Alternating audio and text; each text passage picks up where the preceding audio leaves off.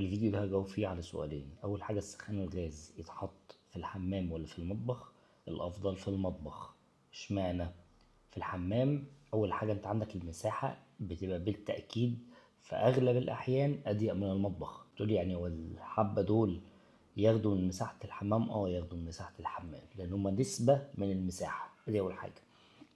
تاني حاجة، وارد جدا وده بيحصل كتير ان السخان الغاز الشعلة بتاعته تفصل، وارد يحصل نسبة تسريب غاز لا قدر الله، وبالتالي لو حصل ده والحمام مقفول عليك محدش هيحس بيك. يبقى يستحسن انك تحط السخان الغاز في المطبخ. تاني تساؤل، ليه السخانات الغاز ما ينفعش يتقفل عليها هي او المواسير؟ ده ممنوع منعا باتا بموجب القانون انك تقفل على او تحط علبة على المواسير بتاعت الغاز.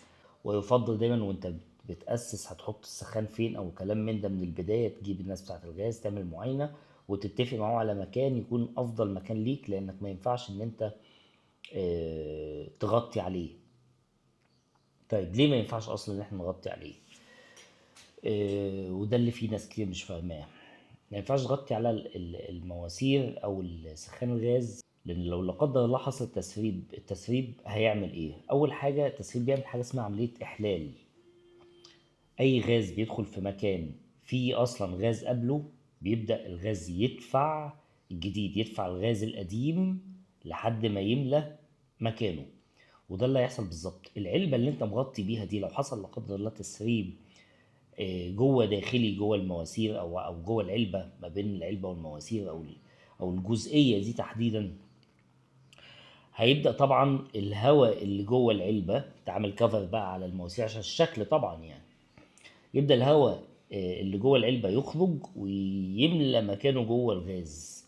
ونفس القصه ممكن طبعا تحصل لو هتغطي على السخان، ممكن الشعله تفصل او يحصل اي حاجه وبالتالي يبدا الغاز داخليا يملى العلبه اللي انت مغطي بيها دي.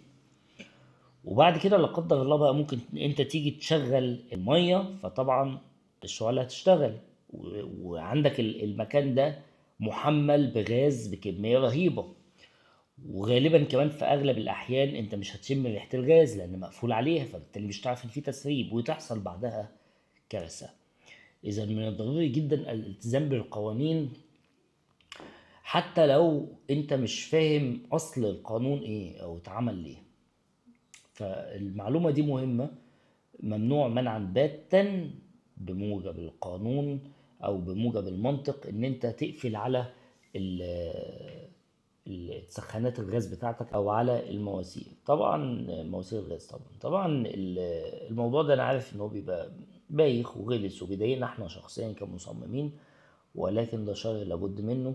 حاول ان انت تخلي مواسيرك في مكان مختفي شويه، في مثلا يونت بتاعت المطبخ، اليونت العلويه بتاعت المطبخ. يعني لو افترضنا مثلا الوحده اللي ورايا دي هي وحده المطبخ، حاول دايما ان انت تحط المواسير في البطنيه بتاعتها. يعني ما تجيش ان انت تحط المواسير فوق كده، خليها تحت شويه في المنطقه دي كده، ان انت تقدر انك تخبيها، لان المواسير في حاجه هتبقى جوه عينك هتبقى باصه بزاويه لفوق، فقدر المستطاع انت مش هتشوفها.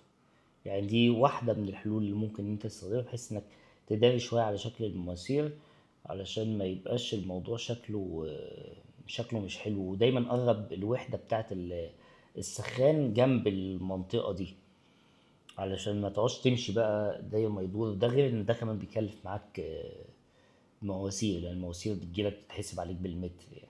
يعني دي واحدة من الحلول اللي ممكن تعملها، ولكن انا الفيديو الاساسي انا طالع اتكلم فيه انك ما تفكرش انك تقفل على مواسير الغاز او على وحدة السخان بتاعت الغاز يعني.